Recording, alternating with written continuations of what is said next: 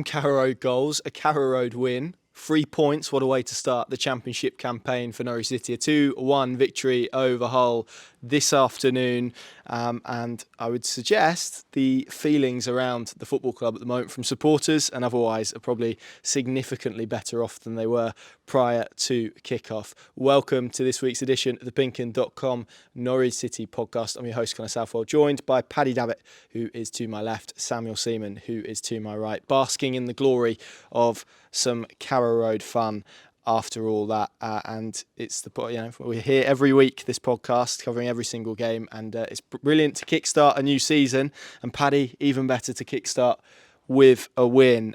We will obviously dissect the game as we always try and do, but I'm more interested first and foremost in the event, I guess, the win, the feeling around it, the mood of supporters. Given the way that last season ended, how much negativity there was, dare I even say toxicity. And look, none of us are naive enough to think that one game blows everything away and makes everything okay, and suddenly the page is turned and Norwich City are going to get 100 points and score 100 goals. But that was probably a real step forward, particularly I'm talking about the scenes that we saw towards the end of that game. Yeah, and David Wagner hit the nail firmly on the head.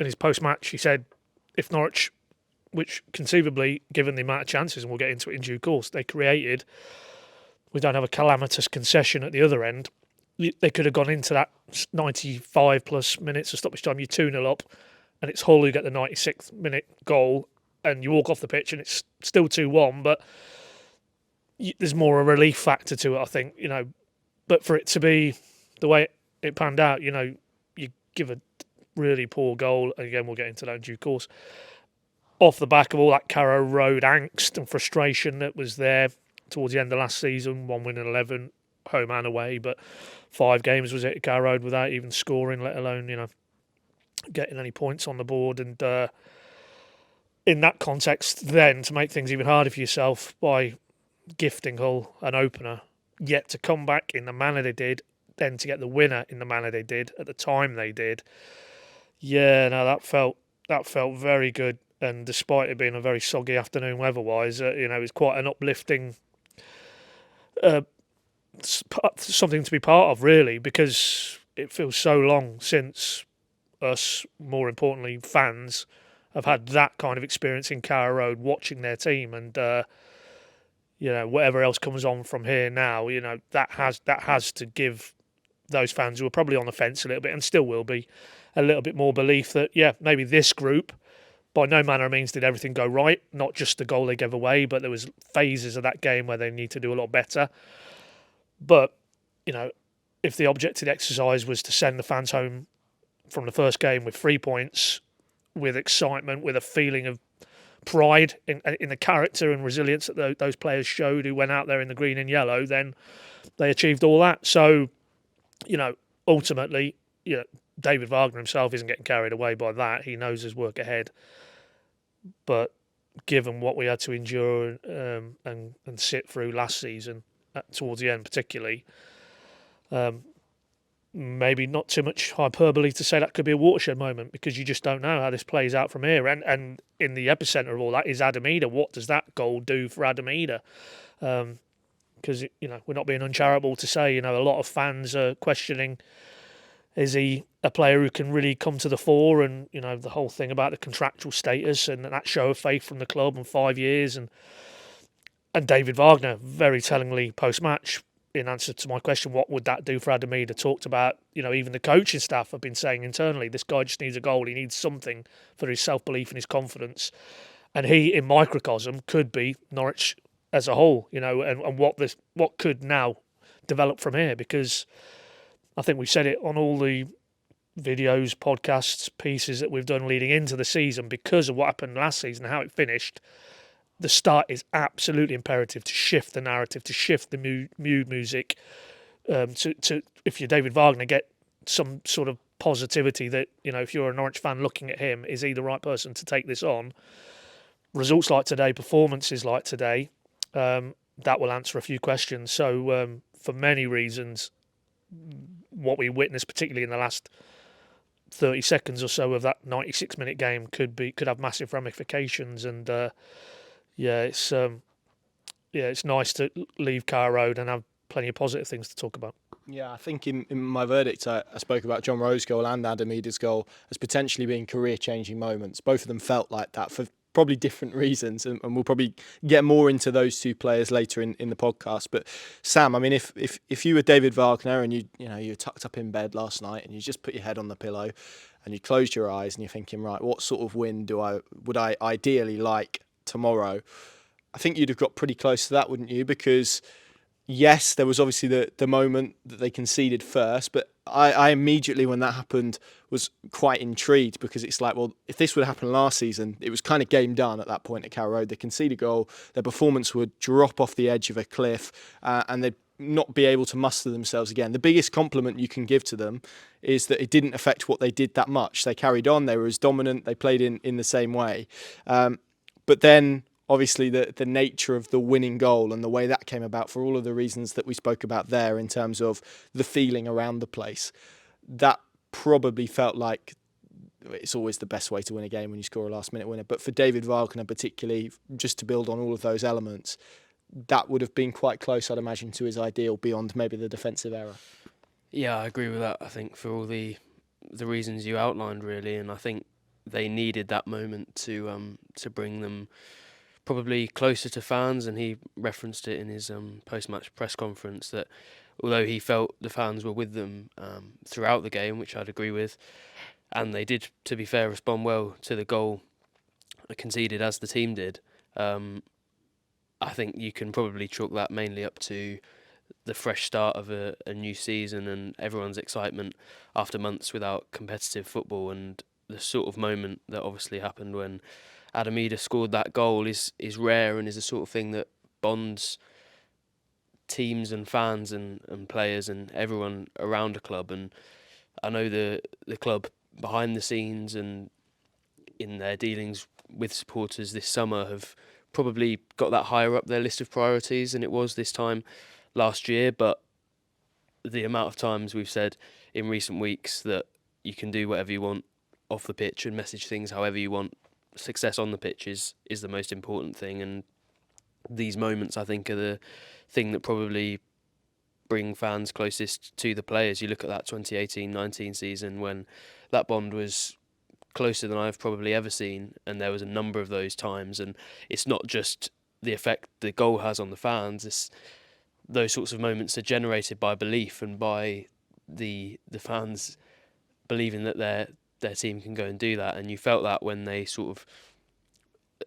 all rose and they all cheered when that corner was given towards the end. They still had belief that their team could do it, and you can understand why after the performance they had put in, at least for the first 60, 70 minutes, because they had created enough chances to probably win the game 4-1, 5-1, and I think everyone in that stadium probably felt it was realistic that they could create another one or two chances to try and win that game. So I think for a number of reasons that was a fantastic way to start the season for Norwich, and I think the fact that the performance came with it was really vital for them as well, because there were probably a few wins like that, maybe not with last minute winners, not coming from behind, but where they were getting narrow wins against teams that they probably should be expecting to beat, and the message was almost like that they were winning and wondering what else you expected. But I think what's positive about now is that we don't have to add any caveats and we don't have to talk about the fact that the performance will come, because everything that realistically we want to see from Norwich this season, and as you say, we can't get carried away because it's the first game of the season, but realistically I think if they perform like that in every game, then they'll reach at least the playoffs. And we saw all the elements that we probably want to see throughout the season. So, it was a really, really encouraging one. I think David Wagner will be very pleased. He seemed pleased with the performance afterwards. He spoke about the fact that he probably wanted to see a little bit more of a clinical edge, but as much of a cliche as it is, I think you'd much rather be creating those chances and not putting them away than struggling to create those chances, which is what we've seen from Norwich throughout the last 2 years, really. And actually something that we were worried about going into the game, even throughout pre-season. I don't think there's been a game where they've looked that fluid and that strong attack-wise. I think that's the most chances they've created, probably going back to right at the start of Wagner's tenure when they had that sort of new manager bounce and put 4 past Preston and Coventry. And I think we've been waiting for that sort of performance. So for it to come now in a game where there's so much expectation and so much excitement, not only speaks to the abilities of the players technically and on the pitch, but also to their mentalities. To be able to deliver when it most matters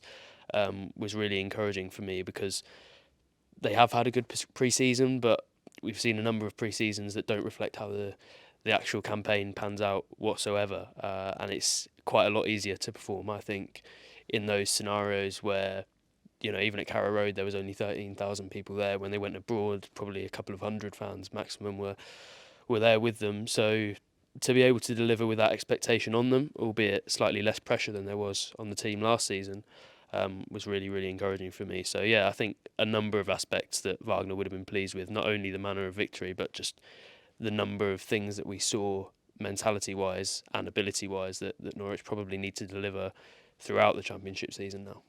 You speak about lack of expectation there, which is right. I found this a really interesting opening fixture for Norwich, not necessarily because of the opponents, more because of the conditions. Because, and again, eventually at some point we have to leave last season alone and we have to stop referring to it. But it's hard to ignore heading into this game that all of that context was there and overhanging it. And the opening day of the season traditionally can be quite liberating for teams, because you can play with a freedom and you're not weighed down by where you are in the league or what the other team is. Everyone is kind of on a level playing field, and it's more kind of about, I guess, exploring where you are and testing yourself competitively against an opponent, like you said. For Norwich, it kind of felt more than that today, Paddy, for all of the reasons that we spoke about, for those crowd elements, for the connection elements, for the way that it seemed to be kind of teetering is the best way that I've kind of described it. And I think we were all kind of waiting to see what side it fell, and look, a win today does not mean that Norwich, as I said, and as you said as well, Sam, doesn't mean that they are going to now go on and push through the Championship and brush teams aside. But for right here, right now, that win felt important. But then you begin to look into the kind of nuts and bolts of it, the detail of it. You lift the bonnet up on it. The performance there was much more sustainable, particularly that first half, Paddy, where they were so structured, so tactically sound, created opportunities at will, but different type of opportunities. They could cross the ball into Sargent and Barnes, and Sargent nearly scored with that header. They had Jon Rowe inverting, they had Ono Hernandez inverting, they had the fullbacks pushing on. They were able to play through the lines with Gabriel Sara. There was a real variation in terms of what they were doing. And I think that's the most pleasing element of it. And I was sat there at half-time going, oh, blimey, I'm not sure the last time I saw Norwich City play as well as this. I think you'd be going back to the Championship campaign that they won under Daniel Farke in terms of performance. Okay, the seasons subsequently have been pretty grim, and I'll give you that. But it was a really, really, that first half in isolation, a really, really good performance. They hit the post twice. They created numerous opportunities. That kind of set the tone for the rest of the afternoon, didn't it? Yeah, I mean, I would add the caveat. I mean, you would expect Hull will not be anywhere threatening the top half of the table. So, it's also levels and who they played against. But, okay, maybe that's to dial down. I agree with what you both said. In terms of a Carrow Road exercise, that is a long way removed from, I mean, as you're talking here, I'm thinking Sunderland picked that game out down the stretch last season, which came actually, if I've got my sequencing right, straight after the Millwall game, where they'd won away at Millwall. Gabby Zara scores. Here we go, playoffs and more probably coming now from this group. Next game, Sunderland at Carrow Road. They give away a poor goal from a turnover in their own half, and never remotely look like threatening to get back into that game. And the parallel for me is this afternoon, another poor goal in their own half, similar area of the pitch, punished. But the response was night and day from that Sunderland game. So if you're benchmarking against, this could be different now. This feels different. And there for me was the two parallels I would cross-reference in terms of games. But as I say, I don't think Hull are up to much this season. They had the lad Delap up front, who was very good, probably the best player on the pitch, I felt. And him aside, I didn't think they had much yet. Bar Adam Idah's 96-minute intervention, that's a draw today. So, as I say, positives, clearly a step in the right direction, undeniably a step in the right direction. But but only a small step, and the sample will have to be much wider. Next week now they go to Southampton, who look like they're going to be right in the front rank.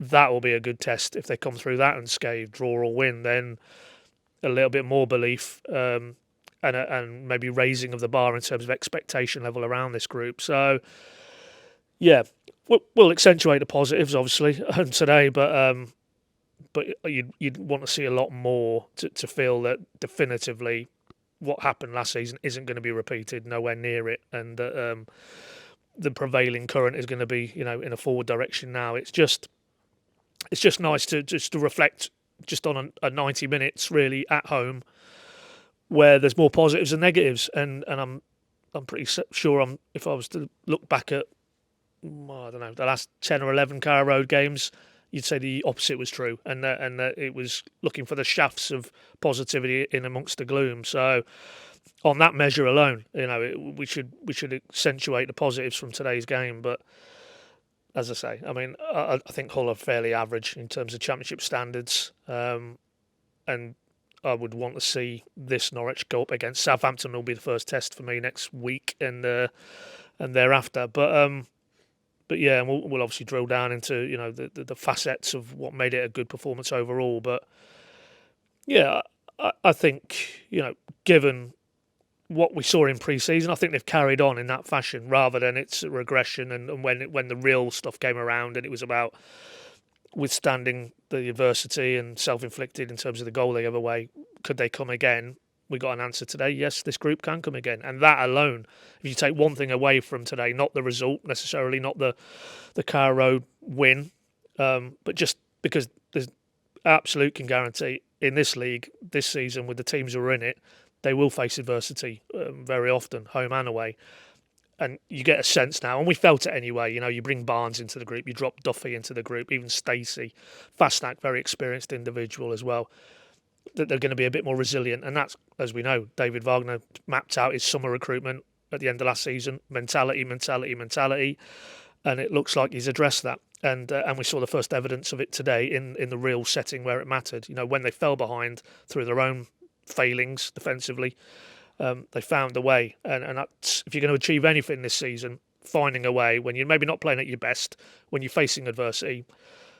All the sides who've gone up, even fluid sides like the Farker season first time around, but even the second time around, they didn't have it all their own way, but they had that intangible that when the going got tough, they were able to sort of find a way through it, and it's a great attribute to have, and it's something you can only bring in with the right individuals in the mix, and that for me is probably the thing I'll take forward now, that we now know that when they find themselves in adversity, this group can respond. It's not just in a pre-season setting, they can do it when it really matters. And I think, to take Sam's point, yeah, whatever the season holds, now I've seen them in evidence today, I'm pretty sure it won't be 13th or below. I think we can set our sights a little bit higher than that, and then how high, then time will tell, and how well they can gel with and without the ball. But the signs after today, rather than just talking about it in a pre-season setting, that they would suggest that maybe Wagner has brought in the things he wanted to bring into this group in terms of personnel, in terms of mindset and mentality, and that if they can get the right mix in terms of the youth and the talent in the ranks, and I'm really excited actually to see Borja Sainz dropped in here. I think if you take Hernandez out and drop him into that team today, and he starts to deliver what he suggests he will deliver, if you look at his career in Turkey last season, then that really does start to whet the appetite about what Norwich can do going forward. And then for me, then there's a residual issue at centre-back in terms of the personnel there, and that isn't just about today's goal that was conceded, but I felt that before the ball was kicked. I'm not convinced about Ben Gibson, if I'm honest, as a left centre-back, but that in itself might hinge on what happens with Andrew Bamba Daly between now and the end of the window, I think, because if he goes, they will bring one in, and I'll be very interested if they do bring in another centre-back, if it's a left-sided one, to really compete with Gibson on that sort of left-hand balance part of the equation. But as I said, we don't want to nitpick too much because today's about a positive afternoon, but ultimately I think what we've seen today is irrefutable evidence that they are on the right track. Yeah, and the big question for me was there's been so much talk about mentality and experience, but actually is there quality beneath that? And you look at someone like Jack Stacey, and you think, yes, there is. And you look at Jon Rowe, not on the experience spectrum, but yes, there is. Shane Duffy, when he's not blasting balls at Ben Gibson for Liam Delap to run onto, I think has shown himself to be a positive addition so far as well. So baby steps, that maybe that phrase green shoots that we like to use at the start of the season. Plenty more to be developed. For example, I mean, I'll mention a caveat just for balance. I think after 75 minutes, maybe after even 65 minutes, the levels dropped pretty significantly. Whether that's fitness, whether that's, I don't know, Jon Rowe going off or whatever, we'll come back to it. But that's one to watch as well. Sam, just finally on kind of this segment before perhaps we move on to some more individual elements, both players and game. You spoke to fans before the game, after the game. Did you see a real shift in mood before the game or after the game compared to before the game? What were the fans feeling when you were out there speaking to them? Yeah, I think it depends who you speak to, really. I'm not sure they were overwhelmed with excitement just based on that result, but I actually felt like people were quite positive going into it. I think as much as we talk about how pre-season isn't an especially tangible time in terms of what you can actually take from it and you can't learn too much from it, I think winning 2-0 in front of home fans with those new signings in the team really did help. And I think the things that the club have tried to do to make a difference with supporters have made a difference throughout the summer. They've brought in obviously players who I think fans like and who will have a good relationship with the fans in, Shane Duffy and Jack Stacey, but especially Ashley Barnes, who already seems like a little bit of a fan favourite and a cult hero. And I think this is the sort of team that fans are going to get on with very well. But there was, I think, an increase in expectation from what I was seeing before kickoff. I think the positive mood was around the club, but as I said earlier about sort of Wagner and how he spoke about the relationship with fans, I think that felt to me like more optimism around the fresh start that the season provides. Whereas I think when I was speaking to them about what they expected and sort of their predictions for the season, everyone that I spoke to after the game, bar one, said that they thought Norwich now could push for the playoffs, whereas I would say probably less than half that I'd spoke to before the game, both right before and sort of around pre-season, had said that they thought it was going to be a struggle and that they'd be absolutely delighted with sixth place. And as much as we don't want to, as we've spoken about already 3 or 4 times on this pod, take from one game the fact that Norwich are going to be good throughout the season, I think the fact that they've proved that they can do it probably does raise that level of expectation, because although consistency is such a huge part of football and you can't take it for granted, and especially in the Championship, I think, where the teams ability-wise seem to be so close to each other, consistency does play a big role. I think the fact that Norwich fans have now seen that they can produce that means that they're probably expecting to see it more regularly, and that's fair, because if Wagner as head coach has the tools available to him, which we've seen today he definitely has, then there's going to be expectation on him to be able to get that out of the players on a regular basis. So I think they're feeling quite positive, probably compared to how they were. Well, I think anything really is positive compared to how they were last season. But that level of expectation just seems to be inching slowly forwards, and it is interesting actually how quickly that thing can change in football, and we should never be surprised about how quickly things can change in the sport, because we see that on such a regular basis. But Paddy's right in that if they get a good result at Southampton, there's going to be plenty of predictions that they'll be in the playoffs and that they might even compete for automatic promotion. We saw them win 2 or 3 games in a row midway through last season, and people were pretty relaxed about the possibility of playoffs and already probably thinking about what their plans would be around Wembley at the end of the season. So, I think that's good for Norwich at the moment, actually, how quickly things can change, just because they desperately needed them to change from last season. So, I think it's good news, and it was nice to be back in a Carrow Road where people were excited to get behind the team, and I'm never one to criticise fans for voicing their opinions, because I think they pay their money and they dedicate an awful lot of their lives to this team, and they had to put up with a lot of dross, to be honest, last season, especially the ones that don't travel to away games, because the form at Carrow Road has been so poor for so long. So it's amazing news for Wagner right now that one win can do everything that it has.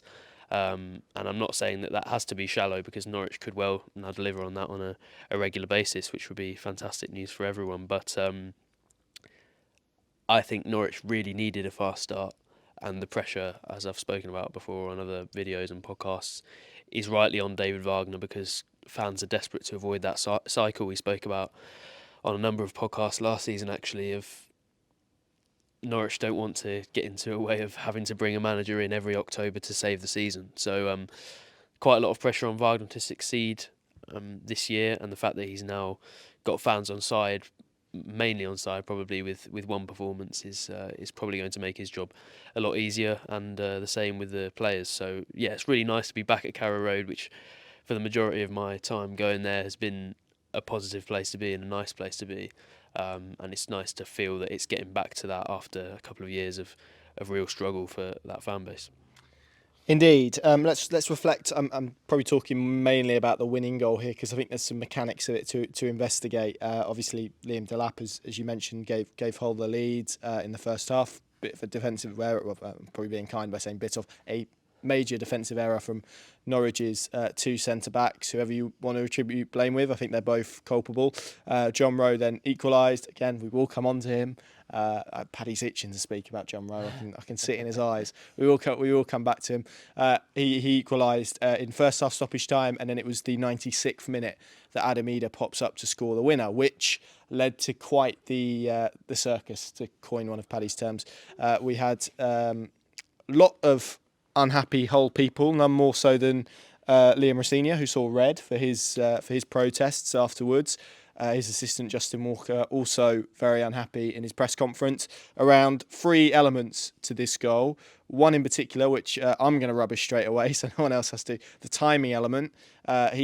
Justin Walker came out in his press conference and said that they cleared the ball from the corner at 5 minutes 15 into a safe place. Therefore, that was the time that Keith Stroud should have blown his whistle. First and foremost, with that, it's minimum. They're always an additional minimum, time of 5 minutes. That's the phrase. Their goalkeeper got booked for time wasting. We had a corner. When you add both of those events on, you get to the time that we got to anyway, because after kickoff, after play resumed, after the whole kind of discussion element between Keith Stroud and the assistant referee, the whistle blew for full time. So I think the time was about right. So I don't have any issues there. The 2 points that I do think they have a case on, the corner was one as a result of Jack Stacey pulling the ball back. We've seen various frames. They're not from the best angle. They never are. You're working with limited angles when you're outside the Premier League, essentially. But the frames that we have seen, it makes it look like the ball was out of play. Therefore, the corner should not have been awarded. But we've needed a zoomed-in frame. I didn't see an issue in real time. So I think it's unfair for us to say the linesman should have spotted that in real time as well. But the case is the ball looks out of play. And then the second point, which I think is probably their strongest case, is the question of offside. And again, watched it back now. I hadn't when I recorded the verdict. Idah is onside when Nunez's cross comes in. It then hits defender McLaughlin and falls into his path when he is in an offside position to prod home. Now, this is where it gets slightly complex, because the law around this is McLaughlin's action, because Idah is in an offside position, has to be deemed by the referee to be a deliberate attempt to play the ball. So the referee, Keith Stroud, and his linesman, clearly that's what the conversation was about in the period that followed. They clearly reached the decision that he had made a conscious effort to play that ball through to Adam Idah. Personally, I think that's a harsh way to interpret that law, but that is how they've interpreted it. Had he have not...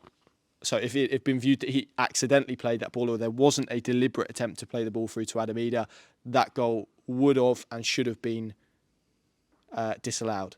Hopefully you're still with us. Paddy, what is your? I'm really loath to talk about refereeing decisions because David Wagner said it. I agree with him. Norwich City won this game on merit, I believe, for the quality of their performance across the game. They were dominant. They were the better team. Hull obviously feel aggrieved. They've conceded a late equaliser that's robbed them of a point that was probably unjust over the course of the game from, as we've discussed in the opening half an hour or so. Just talk to me a little bit about that Adam Idah goal and the controversy around it. We'll get into obviously the Adam Idah element and the fact that he was the goal scorer later on. You've already touched upon that. But the actual mechanics around that law, do you feel the officials have interpreted that in the right way? Do you think it's difficult to argue with the way they've interpreted it? What's your view, I guess, on those three specifics that Justin Walker, Hull City's assistant manager, that was particularly upset about? Well, I mean, he was sat in that chair post-match, and you can watch his full video on the PinkUn channels now by the time this podcast record is out. But he's only sat in that chair because Rossini got the red card, and as such, apparently that is a new ruling, one of many. And you've touched on another one in terms of the deliberate nature of an action prior to an offside call. But he wouldn't have been sat in that chair otherwise if Rossini hadn't got sent off. And I don't know whether he was a bit dazzled by the cameras or whatever, but the two of those three are for the birds. The one about the timekeeping, and it's interesting. My issue is I think he's got a stronger case with the other two, and he went with the timing one as maybe being the prominent one. It's and the lad might have been in an offside position. But he's not really even with the one that's because it's been awarded. It's and like you say, there isn't a definitive angle. It looks like yes, it probably was over the line from Stacey when the original corner was awarded, from which led to the sequence of events finished with Idah, inflicting that defeat on Hull. But then it's been awarded, and this is where I'm zoning in. What are the referee Keith Stroud and his assistant, far side assistant? What are they discussing in the aftermath of Idah's goal? They're not discussing. They're not reliving. Did that ball go out for a corner in 3 actions previous? Yeah. So they're not talking about that. They're not talking about the timekeeping issue because that's clearly in the gift of Keith Stroud. Why would he need to consult an official about timekeeping? They're clearly talking about, and you mapped it out very clearly. Me and you, Connor, were on an EFL briefing in the week actually with a PJ Mole official. And talking about various matters, the in-game time added on element. It's quite ironic now. It is now, yeah. Well, consider both Norwich's goals. Both Jon Rowe's goal was 3 minutes into added on time in the first half. But I don't think they specifically. There might have. I can't remember now, Connor. But there might have been a discussion around the offside act. But if you go and look at the ruling, it says if it is, in the opinion of the officials, a deliberate act, then Adam Idah is onside. So, that could be where the frustration is. But I tend to think if it's probably not one thing from the whole point of view. It's just pure frustration at 96 minutes into a game. They'd probably been happy to get back on the coach, head up to Humberside with a point in their back pocket, that given how the game unfolded and how they were on the ropes for quite a considerable amount of time, certainly in that first hour, and then to have that snatched away.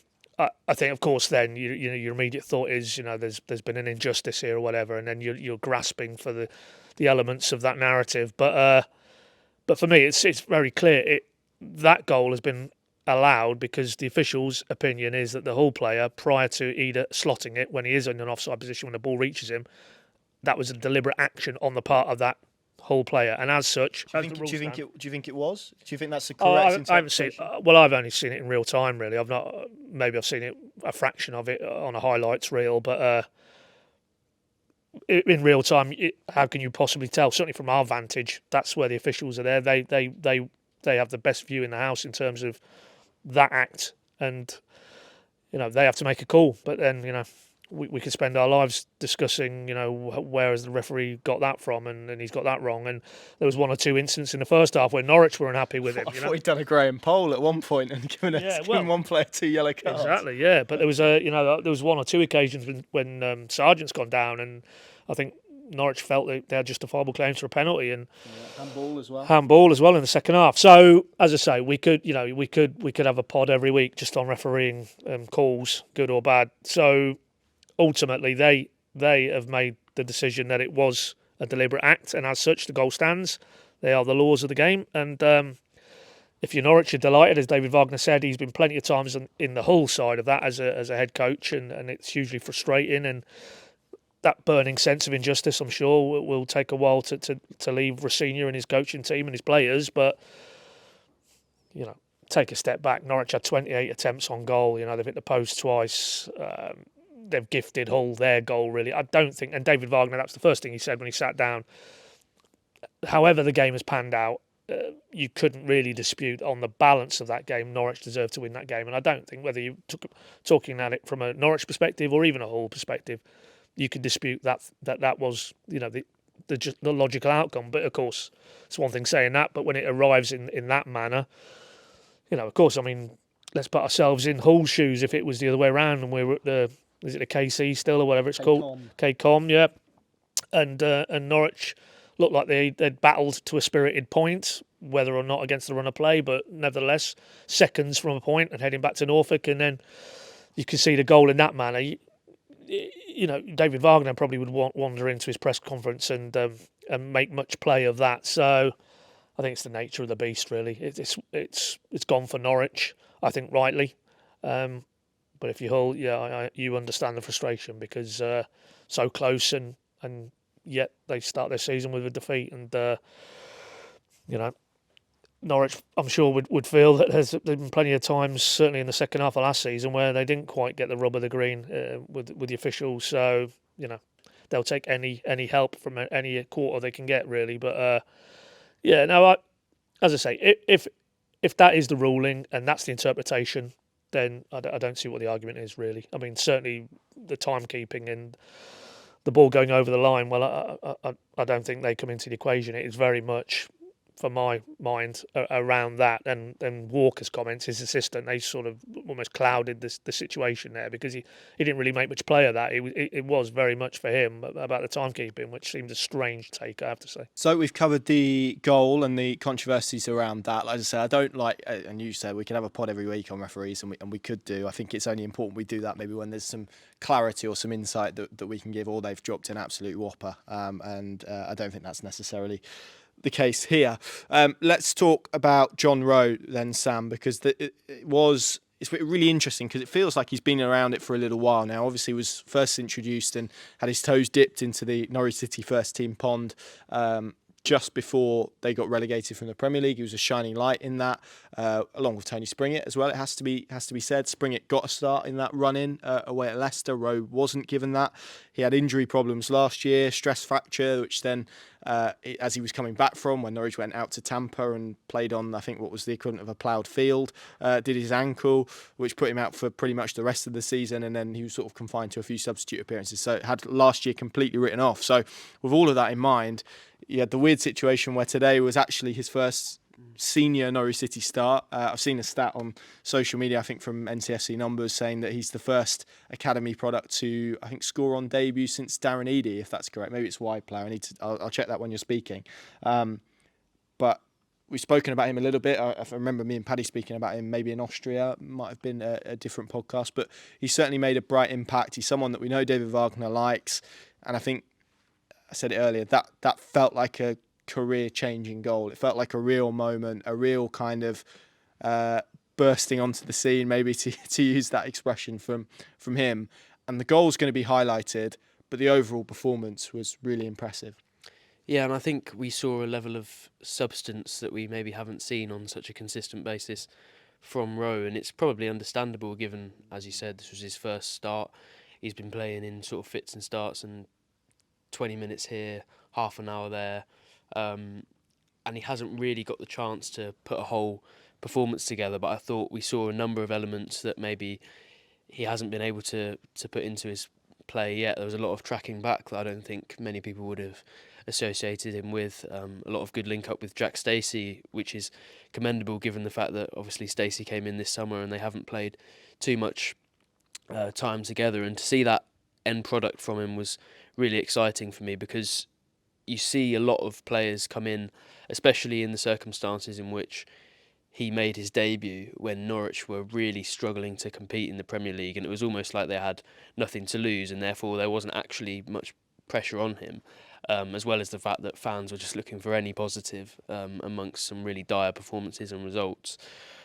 So it was hard to judge whether there actually was any substance in there, or if it was just somebody who was coming in with a lot of passion and a lot of excitement and hunger, and that was just earning plaudits that way. He's obviously somebody who hasn't ever had a loan. He hasn't spent much time or any time, in fact, in senior football before he made that debut, and before today, as you outlined, he's not played a lot of minutes in senior football, so he has made quite a significant jump from where he's played before. And I was a little bit worried that with all this hype surrounding him, he wasn't going to be able to deliver the sorts of goals and assists that I think a lot of people were hoping he was able to contribute. So to see him smash the ball into the top corner with his weaker foot shows that he has got that in his locker and that he can produce that on a high level. And not only that, but whenever Norwich looked dangerous, he seemed to be in and around it, whether it was combining with Stacey for one of them to get to the byline and cut it back. There was a chance early in the half when he let one go on his left foot and it hit the post. I thought he was in and around it in a way that I didn't really expect, to be honest. I don't think there's been too many signs that he was actually going to produce the level of involvement that he has. He seemed to me like his sort of traditional winger, and maybe even fit into the sort of Ono Hernandez bracket of being willing to take players on, having a little bit of pace and exciting crowds, which I think is quite easy to do when you're at a professional level. So actually, for him to deliver with a lot of substance was a really encouraging sign for Norwich going forward. And we know that under Wagner, they're probably not going to have a Buendia type, a Houlihan type. They're not going to create too many chances that sort of way. Maybe Gabriel Sara is the closest thing they have to that. But they do need to find goals and assists from somewhere. And now they've lost Tamer Pukki. They've obviously lost Kieran Dowell, who, although his game time was limited by injury when he was in the team, contributed a lot of that. They needed somebody, or probably a few players, in fact, this season to step up. And with Science out injured, obviously, for the start of the campaign, and we expect him back soon, but with him out injured and with Ashley Barnes not having the most prolific goal-scoring record throughout his career, I think there probably was a little bit of worry as to where physically this creativity was going to come from. And if he can continue to produce moments like that, and not only that, but he was creating chances for people, he was linking with people well, then I think he can be a really key player for Norwich this season. It's much like the team as a whole. We can't get carried away just based on one performance, and a lot of the time when you get to the end of the season and you look at a team that started and even done well at the start of it, it looks completely different to how it ends up. So Rowe isn't now guaranteed to go on and be a complete success in a yellow and green shirt, but he certainly showed, as did the rest of the team, that he's got that ability in him, and that will be a relief for Wagner, because they were going into the season without too many players who have proven that before, proven that they can produce those numbers. And I know that he appears a bit more defensive in his management and a little bit more focused on that side of things. So probably the margins for how many goals Norwich need to score throughout the season and things like that are slightly lower than they have been previously. They do still need to get enough goals to fire them, hopefully, to the playoffs. And I think he's going to contribute to that significantly if today was any sign of what he's going to produce throughout the season. And it's now actually becoming a really interesting mix, because once Science is back, it looks like if Rowe continues to perform, then either one of him and Fasnacht, the two probably headline and most exciting signings for Norwich this summer, are going to have to miss out. And from a place that looked like it was really lacking depth in Norwich's wide areas, to now one of those where one of those players is going to have to miss out. It will be a really interesting one for David Wagner to choose from. And obviously you've got to throw Ono Hernandez into the mix as well. And this is a little bit of a tangent, but he didn't really impress me today, to be honest. I think the difference between somebody who last year was one of the players Norwich fans were relying upon to give them some sort of excitement, and somebody who was a little bit of an unknown quantity, for one of them to be so quiet in Hernandez and the other one to have such a key role in the game in Rowe, was really interesting. And I think he's firmly put himself at the top of the winger pecking order for probably a few weeks now, when he faces some stern competition. So yes, going to be an interesting one to follow. As I said, I don't want to get too carried away, but that was an absolutely fantastic individual performance, and it does bode well for his future career at Norwich City.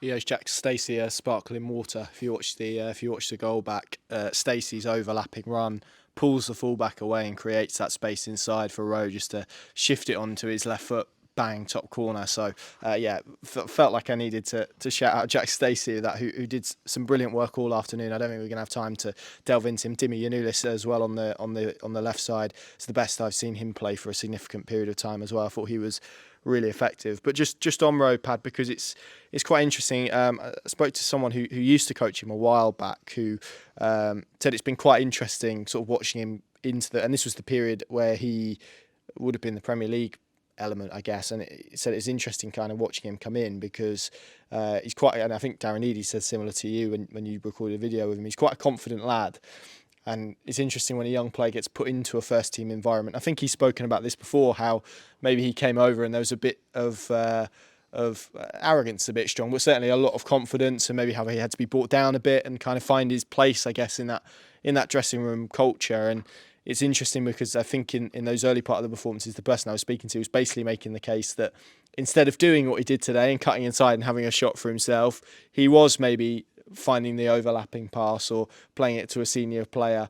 It feels now like he's kind of in a... you can get really deep and profound with this. What I want to say is like, he's found himself, but that sounds far too deep for what I actually mean.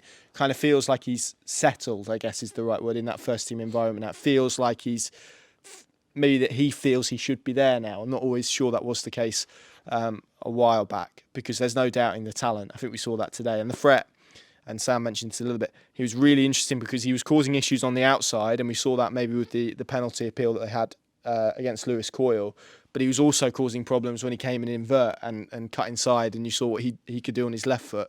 He's a really exciting player, and there's a lot of excitement around him, and there always has been internally, but maybe now because of that goal it feels like supporters have just had that carrot dangled in front of them as well. He's set the bar for himself. Yeah, well, I mean, two things. The word you're probably looking for there, Connor, is maturity, because That's the word I'm looking for, yeah. only because David himself said it again today, and also said it after the Olympiacos game. There is a lad who's maturing now in terms of football, but also maybe as a personality within the group dynamic, and that maturity, you can see he's comfortable in his surroundings, as you say, and he's expressing himself, and that's his natural effervescence, I think, shining through in that performance today, and what that could do for him now. Because, he probably won't get a lot of sleep tonight, I would imagine. The adrenaline will be coursing through his veins. I thought you meant it being a nightclub. Well, that's a different podcast entirely. If you want to go and doorstep him with a GoPro or whatever down to Prince of Wales, I don't know if that's where he's going. But good luck to him, whatever he's doing. But if he keeps performing on the pitch, that's all I'm worried about anyway. And not his dancing moves, but what an impact. But it feels like today, it's not a huge shock to me, because we've kind of seen this in pre-season, the incremental steps in his performance, both with and without the ball. I remember in the Darmstadt game that he got himself a booking, which is quite a rarity in itself in pre-season, because he was too aggressive in his defensive work and he was too keen almost to make an impression. Because, if you remember, David Wagner came out and almost he lined up all the available wide players on the starting line at the start of pre-season and said, there's an opportunity here for somebody to step forward with goals and assists, but just their general performance and make my mind up for me. And he repeated that in the early part of pre-season. And it is very clear when that team news dropped this afternoon, Sainz out of the equation, of course, because of his injury.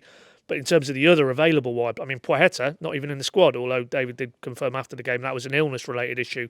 But let's be honest, even if he'd been fit and available and in his selection thoughts, he's not knocking Rowe out in terms of a place in the 11. Fashnacht, okay, you could say maybe because he's had quite a turbulent, or not turbulent, but a very hectic week or two since he arrived, and sort of having a bomb between London and Austrian training camp and back to Switzerland and then back into the UK again with the visa elements. Maybe Wagner weighed it up and felt probably we won't start. But I think I'd tend to turn that around and say he didn't feel he needed to, because he knows in Rowe he's got a player who's really stepped up and really delivering. And as David said again after the game today, if you're a wide player, you don't play in his team if you don't do that defensive side of it. And there was, agreed, we'll focus on his attacking work, but there was one incident Norwich corner, ball breaks down, you've got almost a 5-on-1, and then who comes out of nowhere? Jon Rowe to stop that counter. I think it was towards the end of the first half. And I could imagine David Wagner just looking at it and thinking, you will do for me, basically, irrespective of him then going on and doing what he did in terms of his attacking work. If he starts to deliver with and without the ball what he's shown today, very high bar he's set himself. But I get the sense, just because of the character we hear he is, and we're now seeing that personality coming out on the pitch, he will look at that as, yeah, I believe I'm good enough to hit that mark every week, and I want to show that and show people I can step up and I can accept that responsibility to almost be a creative catalyst in this team. And, you know, he's 20 years of age, and it is worth reiterating, that was his first start in the Norwich shirt. So it's a very young man, very early on in his career. But, yeah, I'd go back to what I said right at the start of this answer. You know, David Wagner can detect there's a maturity coming through in himself as a person, but also as a footballer.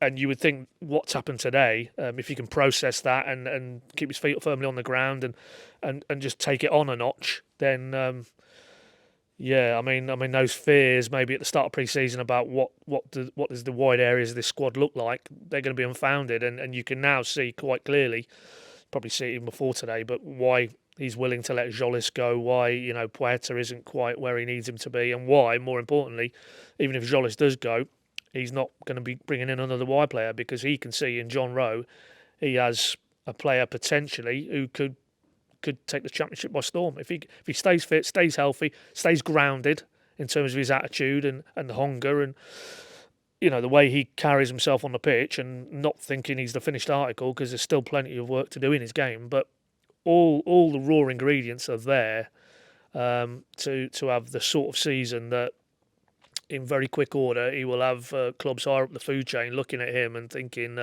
you know, there's a player, dare I say it, because he's getting talked about a lot at the minute, but look at Elise's rise, you know, Reading, Palace, now he's getting linked with some very, very big clubs. You know, it's not beyond the realms that we have in Jon Rowe, a player who could go on a similar trajectory. But that's for long into the future. Right here, right now, what we've seen today is, you know, as you said at the start, Connor, it could be a career-changing episode for him so early on in his career. But, you know, it's great to see. It's just great to see that youth and that vibrancy and just that kind of wide-eyed innocence about it all, because, unfortunately, towards the end of last season, it was tired. I'm talking Norwich generally. It was just a tired end of an era feel. And in a player like Rowe, you do have optimism for quite a fresh new chapter. And obviously Liam Gibbs, I put him in the mix, didn't get on today, but he's another very talented young player. And there's one or two others around there. So maybe, despite, okay, they've gone on the older end of the spectrum in terms of their summer business in the main, you know, there are underneath that science. Science is what, 22, 23. So you can see on a broader footing, you know, that with the older players and the younger players, and this is where Wagner and his coaches have to get it right, they can meld that and get that formula right. The byproduct of that could be a very, very good season for Norwich. But, you know, it is one step, and it is a fairly average Hull they've beaten today. So like I say, I mean, we'll certainly know a little bit more by this time next week, when they've been to the South Coast and they've took on a promotion challenge in Southampton, I think we can call them, yeah. And dare I say, for balance as well, I'm sure we had a lot of the similar conversations when Christoph Solis put in the performance he did against Bournemouth. So let's not kill the lad with expectation, but a very, very positive senior debut for him, really, in terms of start. So really, really impressive from him. And then on the other end of the spectrum, Sam, I did want to have a word about Adam Idah, because he's had to take a lot of flack. I mean, even when he came on the pitch today, it was a small number, but there was a chant of, you know, Idah scores were on the pitch, and it was delivered in a. I didn't see him on the pitch. Sorry? I didn't see him on the pitch. Who? No, I didn't see him on the pitch. No. But that's kind of where we've got to with Adam Idah, and it was similar towards the end of last season. And I get it; his performances haven't been great. I think he said in the podcast, didn't he, at one stage, that he's been affected by a lot of the criticism that he's had. He's still an incredibly young man. He's not played a lot of football because of Teemu Pukki, largely, and probably not quite being able to get a loan, and Norwich not quite being able to get someone to sit behind Teemu Pukki, and it all being quite difficult. Circumstances out of control. He's been beaten over the head constantly with a contract that he didn't offer himself. Feels like I've said this a lot, but he didn't he put a contract on the table and said, right, 5 years I'm going to be staying here. Someone put that in front of him. He just signed it. So I think for me, the fact that he's been kind of beaten around the head with that is a little bit harsh. I get the frustrations about where he's been from a footballing perspective. I've also seen the higher points of where we've been with Adam Idah in a footballing perspective. I think particularly, I wasn't there that day, but when they beat Everton in the Premier League at Carrow Road and he was absolutely superb and scored. I've seen Adam Idah produce very, very good performances for Norwich City. Preston in the FA Cup. I've seen countless in FA Youth Cup games when he played there. There is a good footballer in there. There is a good striker in there who's probably been battered by criticism and by lack of confidence. Paddy said earlier he needed a moment. And as I said, for as much as we're talking about that potentially being a career-changing moment for Jon Rowe, and it could also be a career-changing moment for him because he needed that moment. He needed that ball to drop in front of him probably more than anyone else in yellow and green at the moment. And I feel really pleased for him. That's not a question, but that's what I'm putting to you. Yeah, I think it is quite a huge moment for him, given, as you said, the amount of criticism that he's had to take and the hardship that he's been through really for the last few years, because the weight of that expectation after he scores a hat-trick that early on in his Norwich City career. There's some nice parallels there, actually, when you bring that up with Rowe, right? Because he also did that on his first... Was it his first senior start? It was, I think, Preston in the Cup, scores a hat-trick. Yeah. I mean, you can't set a higher bar for yourself. So maybe there's a lesson there for Jon Rowe. Yeah, that's true, and it probably is a lesson for us as well in the amount of expectation that we put on people, because certain things get in the way. Injuries got in the way for him in a big way, as well as obviously Teemu Pukki. And I think Pukki going is good news for Idah, not simply from the fact that he was obviously Norwich's greatest goal scorer for a long time, but I think in terms of the comparisons and where he fits into the team, having strikers around him that probably are a little bit more similar to him helps, because when you watch Pukki week in, week out, I think you come to expect certain things. And for years, Norwich have had a striker who's relatively small, who bases his game a lot on runs and technical ability, who's a fantastic finisher, but maybe doesn't have that physical side to his game, can't really get on the end of crosses, wasn't especially good at holding the ball up when receiving direct balls. And I think that doesn't offer a favourable comparison with Idah, because when you watch 80 minutes of a very good technical footballer up front, to then have somebody up front like Idah, who, if we're being honest, does have holes in his game in that area, isn't an especially technically good striker when you compare him with others at this level. He's more based around that physicality and athleticism and holding the ball up and things like that. I think when he replaces somebody like that, you expect to see those same attributes, and he just couldn't offer that. He's a very different striker to Teemu Pukki, but in this David Wagner system, when he's competing with Josh Sargent and Ashley Barnes, I think hopefully fans will understand to see a different thing from their strikers and to expect something different to what Teemu Pukki offered, and I think that is what Idah is. So with a system geared around players, even today it was geared around Barnes and Sargent and getting the best out of them, and I'd suggest a system that's going to get the best out of Barnes and Sargent works much better for Adam Idah than a system that's geared to work well for Teemu Pukki. So there are a number of reasons I think things could be about to fall in Idah's favour. Admittedly, with Barnes' experience and how much he's impressed in pre-season, as well as Josh Sargent's goal-scoring record last season and the highest team he's held in as well, it is going to be difficult for him to get above those two in the pecking order on a consistent basis, but probably all the factors that he needs are there right now, and it does look like things could be about to fall in Adam Idah's favour, just as that ball did earlier, and that's exactly what a striker wants when they haven't scored in a while, when they need that confidence boost, as David Wagner said he felt Adam Idah did. I think it's a really exciting time for Adam Idah, but as we probably shouldn't have put so much expectation on him after that hat-trick, now you have to put it into context. That one goal doesn't change everything, and he has still got two very good championship strikers to compete with. So yeah, I'm looking forward to seeing where he can go from there, and I think that will give him a boost, but still plenty of work for him to do for me.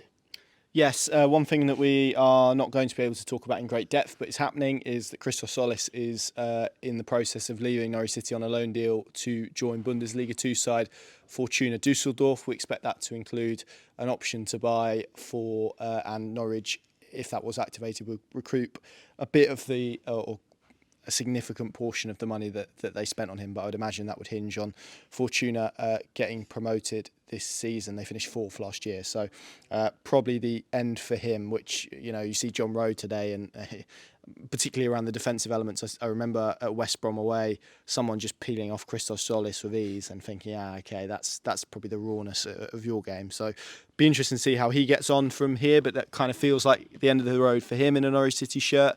Milo Rashica and Max Aarons were at Carrow Road today. One of them definitely wasn't in Southampton or wherever they were meant to be, so they were definitely there. Nothing has moved on in that front. Norwich obviously play Southampton next week, and the only thing else I really wanted to mention is this lovely new set that we have, which you may, if you're watching, it means nothing to you if you're listening, so I'll describe it to you. You've got 2 very nice blue sofas. I think it's just about the right shade of blue, I think. It's light blue. Yeah, it's sky blue, so I think we're okay. And we've got some lovely boards behind us which have some lovely facts on. I'm gonna read one. I'm gonna dedicate this one to Ashley Barnes, it might just be off camera, to be fair. So it's got a nice picture of a tractor, and it's some nice facts about Norfolk. So maybe we'll split this across pods that we're going to do throughout the year. So this is one about tractors for you, in homage to Ashley Barnes and his desire to have been a farmer if he wasn't a footballer, and his combine harvester initiation song. This is so it reads: Norfolk's climate, landscape and soil are ideally suited to growing wheat, barley and other combinable crops. There you go. So every day's a school day. And next week maybe we'll give you one about the Norfolk Broads, because there's a nice one up there. But basically, this is a big tangent to say that we need some backdrop stuff. So if you've got some backdrop stuff that you'd like to give us that we could use instead of facts about the EDP from memory of years, as interesting as they are, it'd be nice to get some yellow and green involved somewhere. So if you have anything that you'd like to send us, that would be a good place to do so, and maybe get in touch and we can sort that out. That's something that I've just come up with off a whim, so there we go. If you've got anything on that front, Paddy, anything in particular you'd be after to see on the backdrop that isn't facts of the EDP? No, but if there's obviously some sort of sponsorship of a commercial nature, then I'm very open-minded in terms of crisps or chocolate or anything food, basically. Anything food-wise. Tickets, travel agency type vibe. We'll have to see if it complies with our paymaster's terms and conditions, but we'll worry about that when we get to it. So just keep those commercial endorsements coming in. We're cheap. Yeah, we'll literally be like F1 drivers if you want brands all over that. But yeah, anything of a Norwich City nature to get in the backdrop, maybe picture related, that is quite portable, would be quite helpful. That would be good as well. That probably brings us to a nice close to the podcast. Thank you to Paddy, thank you to Sam, thank you to Adam as well, who's had to sit behind the camera and listen to us ramble on and eat into his Saturday night. Thank you all very much for listening, for watching. 3 points, 2 goals, some start to the Championship campaign. See you on the South Coast next weekend. Thanks for watching.